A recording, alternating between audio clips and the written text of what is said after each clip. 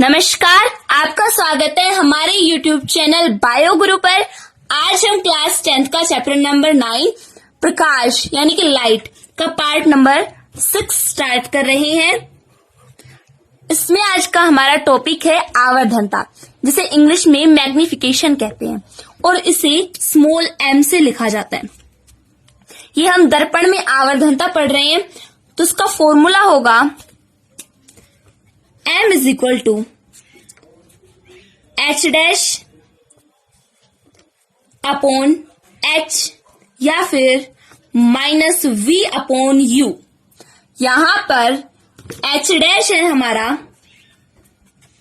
प्रतिबिंब की ऊंचाई,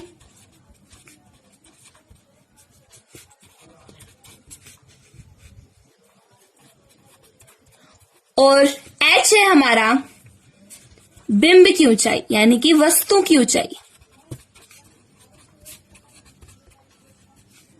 ये है आवर्धनता का सूत्र। क्या है?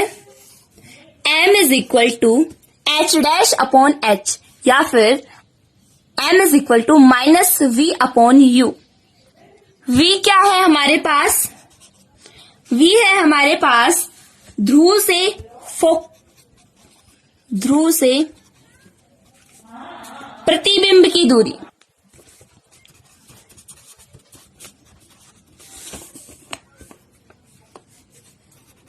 और u है हमारे पास ध्रुव से बिंब की दूरी।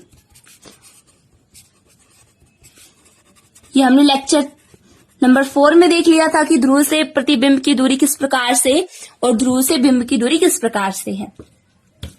अब इसमें हमारा नेक्स्ट टॉपिक आता है प्रकाश का अपवर्तन यानी रिफ्लेक्शन ऑफ लाइट।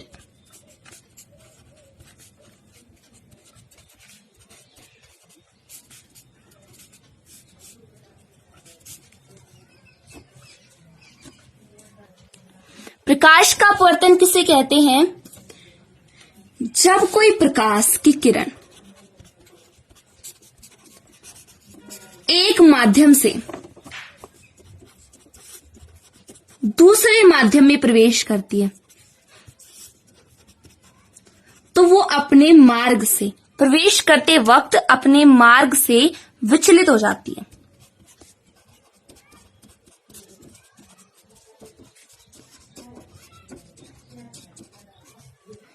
इसे कहते हैं हम प्रकाश का अपवर्तन यानी कि रिफ्लेक्शन ऑफ लाइट। अब हम प्रकाश के अपवर्तन को डायग्राम के माध्यम से समझते हैं। ये है हमारे पास एक पृष्ठ जो कि दो माध्यमों को बांट रहा है। जो इसके ऊपर का माध्यम है ये है हमारा विरल माध्यम। विरल माध्यम किसे कहेंगे? जैसे हवा को हम कहेंगे क्योंकि इसमें जो अणु होते हैं, हवा की जो कण होते हैं वो एक दूसरे से काफी दूरी पर होते हैं, तो ये विरल माध्यम हो गया। और इसके नीचे का जो पृष्ठ है वो है हमारा सघन माध्यम। सघन यानी कि यहाँ पर जो कण होंगे किसी भी चीज के वो एक दूसरे से काफी सट करेंगे, मतलब पास पास होंगे, और यहाँ पर काफी दूर दूर होते हैं। ऐसा कहाँ होता है? कांच में, पानी में। तो कांच, पानी है हमारा सघन माध्यम और विरल माध्यम है हमारा हवा। इन दोनों को अलग करने वाला पृष्ठ ये है।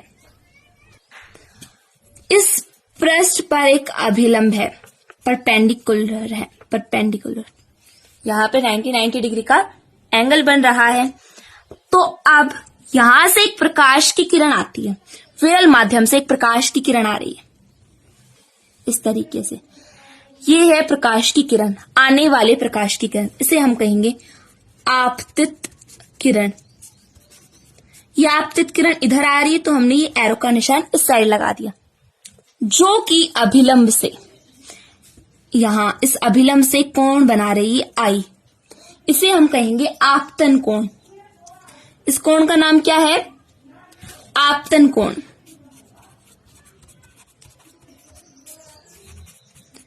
आपतित किरण अभिलंब के साथ एक कोण बना रही है जिसे हमने कहा है आपतन कोण। अब हमने बताया था प्रकाश के अपवर्तन में कि प्रकाश की किरण एक माध्यम से दूसरे माध्यम में प्रवेश करती है तो वो अपने मार्ग से विचलित हो जाती है। तो यहाँ पर पहला माध्यम है हमारा विरल माध्यम और दूसरा माध्यम है हमारा सघन माध्यम। तो ये एक माध्यम से यानी विरल माध्यम से जब सघन माध्यम में प्रवेश करती है जो कि दूसरा माध्यम है तो अपने मार्ग से विचलित हो जाती है। तो देखिए विचलित किस प्रकार से होगी, आपतित किरण जब इस पृष्ठ से दूसरे माध्यम में गुजरेगी तो इस प्रकार से जानी चाहिए थी, जिसे हम डैश डैश के रूप में दर्शा रहे हैं। जानी इस तरीके से चाहिए थी, स्ट्रेट एकदम, जबकि ये अपने मार्ग से विचलित हो जाती है और विचलित होने के कारण ये इस तरीके से प्रवेश करती है इसमें।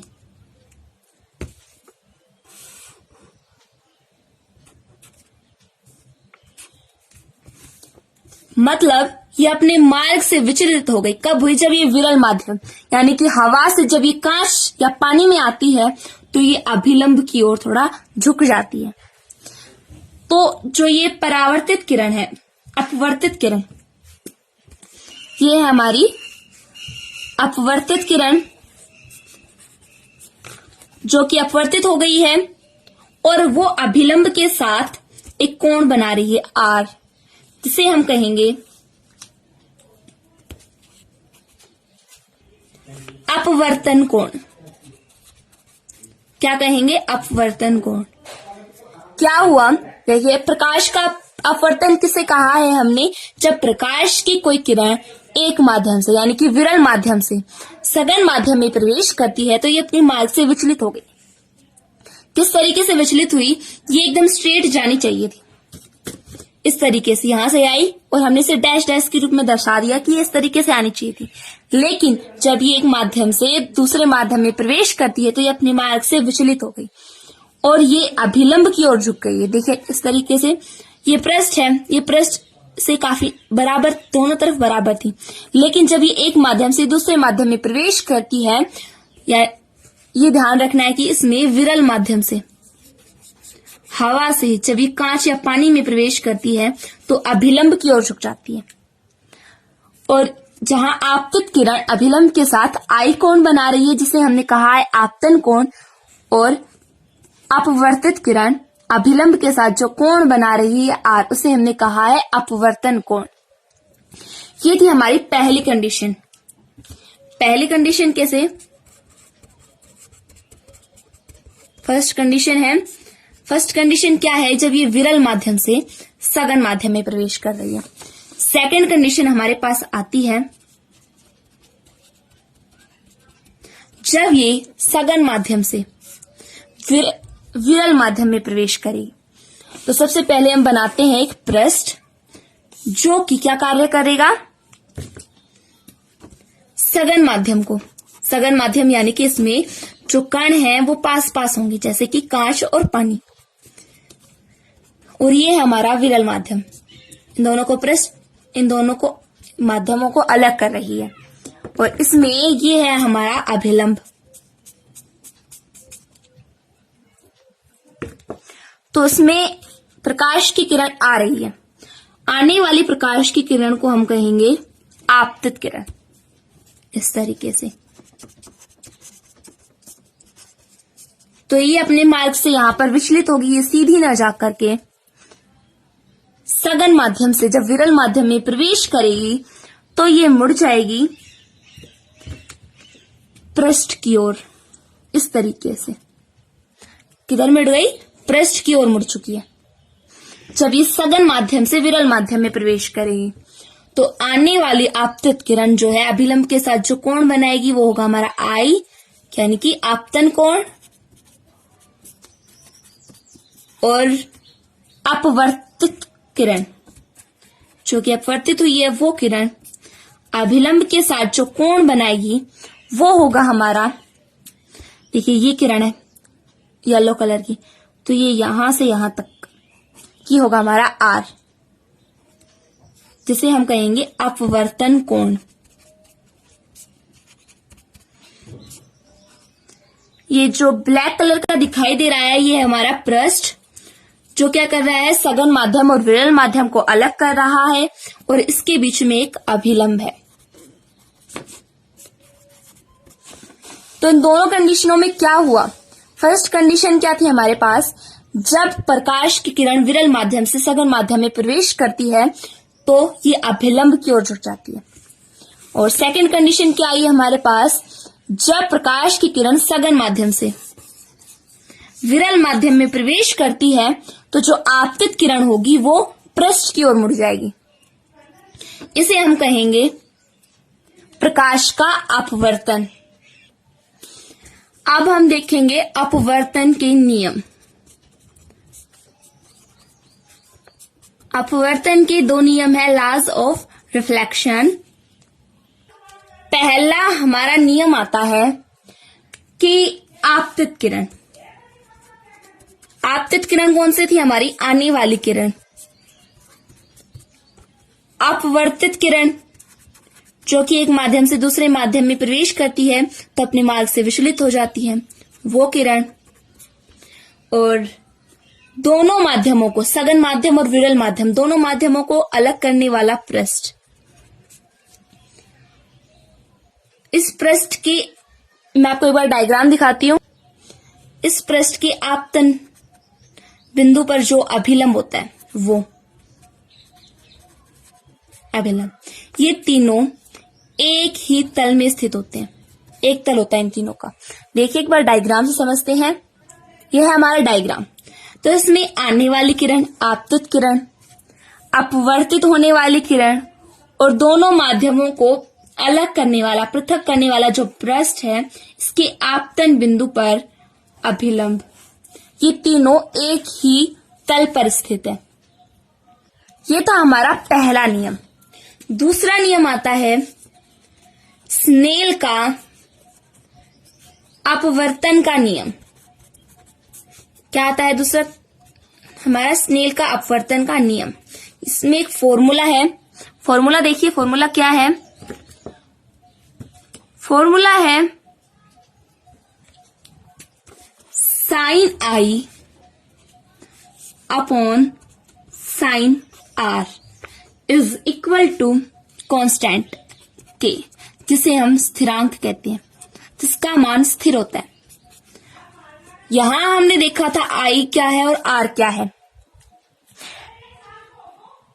डायग्राम को याद कीजिए, इसमें आई क्या था और आर क्या था।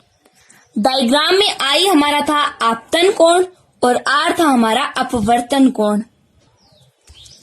आई क्या है हमारा? अपवर्तन कोण। और आर है हमारा, आर था हमारा अपवर्तन कोण और आई है हमारा आपतन कोण। आपतित किरण से जो कोण बना था वो था हमारा आई और अपवर्तन कोण था हमारा आर। और अब बचा ये साइन। साइन को हिंदी में कहते हैं ज्या। क्या कहते हैं हिंदी में? साइन को हिंदी में कहते हैं ज्या और कोस को हिंदी में कहते हैं कोज्या। तो ये हो गया अपवर्तन कोण की ज्या